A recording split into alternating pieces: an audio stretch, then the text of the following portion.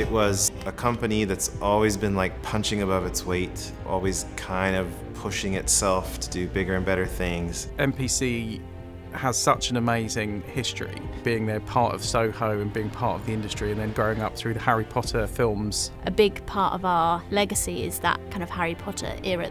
This is what set up, London, and we worked on a few, and myself worked on 3 of them. That cemented a sort of passion-driven culture about how if you get the right crew together and you meet the right filmmakers, you can do really great stuff if everybody's really dedicated.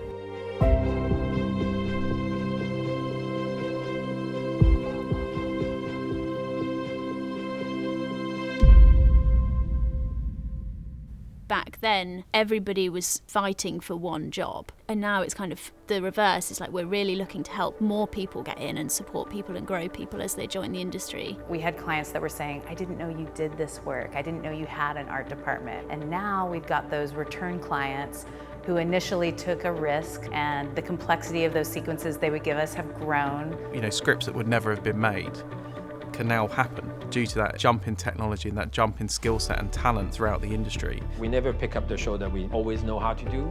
It's always like there's going to be something new. You're confronted with something that you don't know how you're going to solve, and then one day you see this thing in theaters and you're like, man, I can't believe we pulled that off. So for me, Jungle Book was the show which made me go, how am I going to do this one? How do you make an entire world and shoot a kid on a blue screen and put him into that world? Is certainly one that really started to bring the virtual production process to the forefront. It was that time I realized the visual effects and the artistry had taken its next step forward.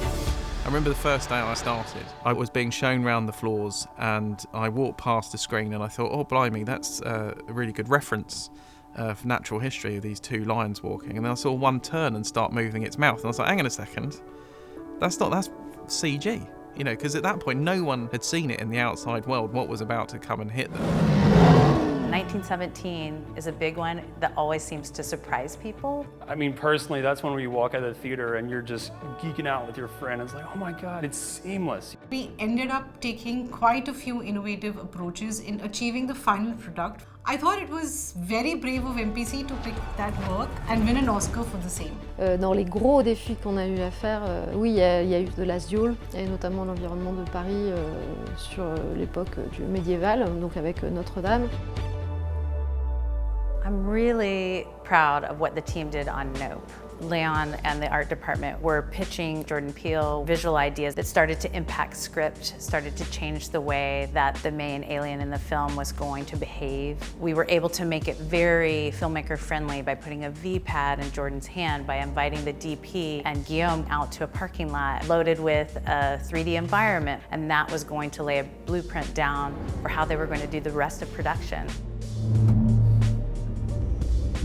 I faced many challenges, over the course of my career in NBC, but definitely the newest is the most recent, Rescue Rangers. You have 2D characters, you have stop motion characters. Working with Akiva, he's a fantastic director, and he really wanted to kind of like shape what that movie was before they stepped any foot on set. Let's find the best joke, let's tell the best story we can. You cops, we just want to buy some stinky cheese.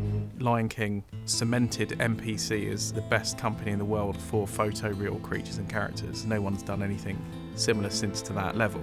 And then of course then we come in again with Prehistoric Planet to kind of go, okay, well, here. Apple called it a platform-defining show, getting to work with Attenborough and the whole BBC Natural History team to create an amazing new TV experience where you just believe.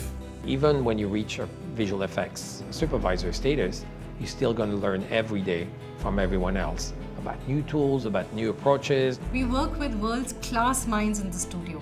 It's just electric to see the enthusiasm and the smile they bring to work. C'est un métier de passion, donc c'est un métier qui demande du courage. It's like making movies is like a magic trick thing. You're just trying to get someone to go with the moment that you're making. A huge amount of people pour a lot of hard work and devotion into something for you to sort of almost just consume like a good meal, you just sort of take it in. It's being part of that lightning in a bottle moment on each particular show that has its own characteristics and its own life to itself. Technology is going to be kind of the same company to company, but it's how you implement that technology and who's around the table having the conversation to make sure that the filmmaker's vision is going to come to life.